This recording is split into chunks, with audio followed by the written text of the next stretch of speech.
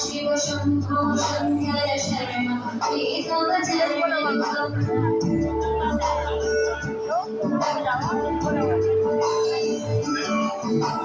संतकरण विशुद्धि भक्ति चरमणि सती प्रदेहि सांब सदा शिव शंभो शंकर शरण तव चरण शिवाय नमः शिवाय नमः शिवाय नमः नमः शिवाय शिवाय नमः शिवाय नमः शिवाय नमः नमः शिवाय शिवाय नमः शिवाय नमः शिवाय नमः नमः शिवाय